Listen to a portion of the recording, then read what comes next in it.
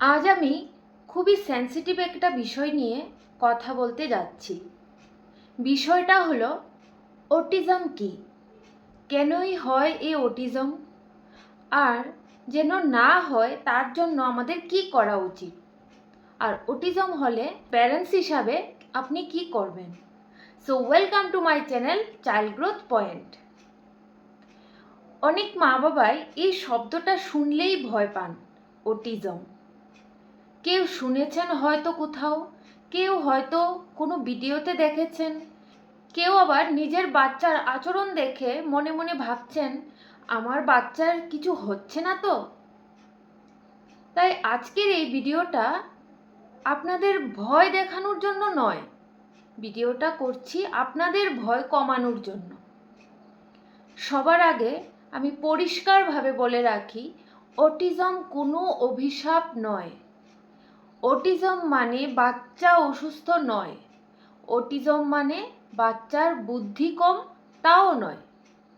Autism হলো একটা neuro developmental condition, মানে বাচ্চার ব্রেইন পৃথিবীটাকে অন্যভাবে প্রসেস করে। অটিজম জন্মগত, এটা একদিনে হয় না, এটা কাউকে দেখেও হয় না, এটা প্যারেন্টসদের ভুলেও হয় না। তাহলে প্রশ্ন হলো অটিজম কেন হয়?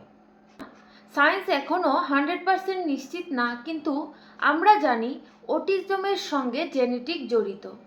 ব্রেইন ডেভেলপমেন্ট আর্লি স্টেজে ভিন্নভাবে হয়, এই কারণে অটিজম হয়ে যায়। এমন কিছু নয় যেটা আপনি আজ করলেন বলে কালকে হলো, এরকম কিছু নয়। তবু অনেক মা বাবাদের মনেই এই প্রশ্নটা আসে, আমরা কি করলে অটিজম হওয়ার ঝুঁকি কমাতে পারি? এই জায়গাটা কিন্তু খুব গুরুত্বপূর্ণ। অটিজম প্রিভেন্ট করার কোনো নিশ্চিত ফর্মুলা নেই, কিন্তু হেলদি ব্রেন ডেভেলপমেন্ট সাপোর্ট করা যায়। সবচেয়ে ইম্পর্ট্যান্ট বিষয় হলো বাচ্চার প্রথম কয়েক বছর হিউম্যান ইন্টারাকশন, বাচ্চার সঙ্গে কথা বলা, চোখে চোখ রেখে তাকানো, গান গাওয়া, খেলা করা, নাম ধরে ডাকা, এই জিনিসগুলো ব্রেইনের সোশ্যাল অংশকে অ্যাক্টিভেট করে। আর একটা সবচেয়ে বড় বিষয় মুভমেন্ট। বাচ্চার শরীর নড়লেই ব্রেন গ্রো করে। আমি আগেও বলেছি বাচ্চার শরীর নড়লেই ব্রেন গ্রো করে। দৌড়ানো, লাফানো, খেলাধুলা, এই সবই ব্রেন ডেভেলপমেন্টের ফুয়েল।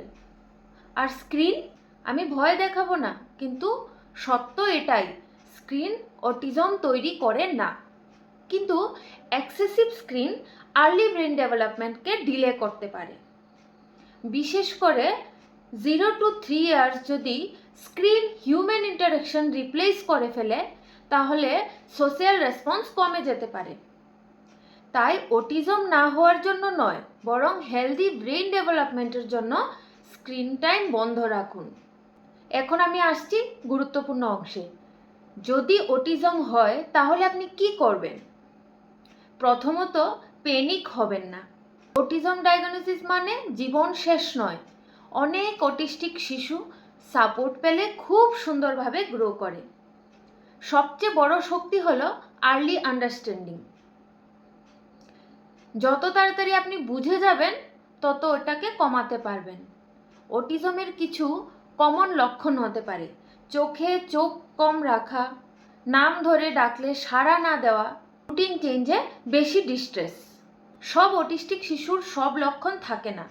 আপনি যদি সন্দেহ করেন তাহলে নিজে ডায়াগনোজ করবেন না, গুগল দেখে ভয় পাবেন না, একজন চাইল্ড সাইকোলজিস্ট বা থেরাপিস্টের সঙ্গে কথা বলুন। আর্লি ইন্টারভেনশন মানে speech therapy, occupation therapy, play base therapy. এই থেরাপিগুলো বাচ্চাকে নর্মাল বানানোর জন্য নয়, এগুলো বাচ্চাকে কমিউনিকেশন শেখানোর জন্য, নিজের মতো করে এক্সপ্রেস করতে শেখানোর জন্য। আর এখানে আমি আরেকটা গুরুত্বপূর্ণ কথা বলবো, যেহেতু আমার একটা প্রি স্কুল আছে, এখানে প্রায়ই আমাদের এইসব সমস্যার সম্মুখীন হতে হয়। ওই গুরুত্বপূর্ণ কথাটা হলো, যেটা অনেক মা বাবাই অবহেলা করে ফেলেন, আর্লি প্লে স্কুল বা প্রি স্কুলের ভূমিকা। অনেকেই ভাবেন বাড়িতে তো আছেই, খেলছেই, এত তাড়াতাড়ি স্কুলে দেওয়ার কি দরকার। কিন্তু সায়েন্স বলছে 0 to 5 ইয়ার্স বয়সে বাচ্চার ব্রেন সবচেয়ে বেশি শেখে। প্রিস্কুল মানে শুধু এবিসি 1 2 3 শেখানো নয়। ভালো প্রিস্কুল মানে বাচ্চা শেখে অন্য বাচ্চার সঙ্গে বসতে, খেলতে, নিজের টার্নের অপেক্ষা করতে, টিচারের নির্দেশ শুনতে, রুটিন ফলো করতে। এই ছোট ছোট জিনিসগুলোই না ব্রেনের সোশ্যাল অংশকে অনেকটা শক্ত করে। বিশেষ করে যেসব বাচ্চা বাড়িতে একা থাকে, খুব কম পিয়ার ইন্টারেকশন পায়, তাদের জন্য আর্লি প্লে স্কুল খুব বড় সাপোর্ট হতে পারে। আমি পরিষ্কারভাবে একটা কথা বলে দিচ্ছি, প্রি স্কুল অটিজম প্রতিরোধ করে না, কিন্তু প্রি স্কুল আর্লি সাইন ধরতে সাহায্য করে এবং ব্রেন ডেভেলপমেন্টকে সাপোর্ট করে। একজন ট্রেন প্রি স্কুল টিচার খুব সহজে এটা বুঝে নিতে পারে যে ওর ক্লাসে কোন বাচ্চাটা শাই, কোন বাচ্চাটা একটু ডিলে, আর কোন বাচ্চার জন্য এক্সট্রা সাপোর্ট দরকার। এটা ভয় পাওয়ার বিষয় নয়, এটা সুযোগ। আর্লি এনভায়রনমেন্ট পেলে ঠিক অনেক বাচ্চাই স্পিচ, ইন্টারাকশন, কনফিডেন্স দ্রুত ইমপ্রুভ করে। প্যারেন্টস একটা অনেক বড় ভুল করে থাকেন, যেটা হলো কম্প্যারিজন। ওর বাচ্চা এটা পারে, ওর বাচ্চা এবিসি বলতে পারে, ও কথা বলতে পারে, আমার বাচ্চা কথা বলতে পারে না, ওর বাচ্চা এবিসি সবটা পারে, আমার বাচ্চা বলতে পারে না। এই কম্প্যারিজন অটিস্টিক শিশুর জন্য সবচেয়ে ক্ষতিকারক। প্রতিটি অটিস্টিক শিশুর পেস আলাদা, তাদের স্ট্রেংথ আলাদা। অনেক অটিস্টিক শিশু মিউজিকে ভালো, নাম্বারসে ভালো, মেমোরিতে অসাধারণ। প্যারেন্টস হিসাবে আপনার সবচেয়ে বড় কাজ হলো সাপোর্ট করা, লেভেল না দেওয়া। আর একটা জিনিস খুব জরুরি, অটিজম মানে ডিসিপ্লিনে কাজ করবে না, অটিজম মানে পানিশমেন্টে কাজ করবে না, কারণ এটা বিহেভিয়ার ইস্যু না, ব্রেন ওয়্যারিংয়ের বিষয়।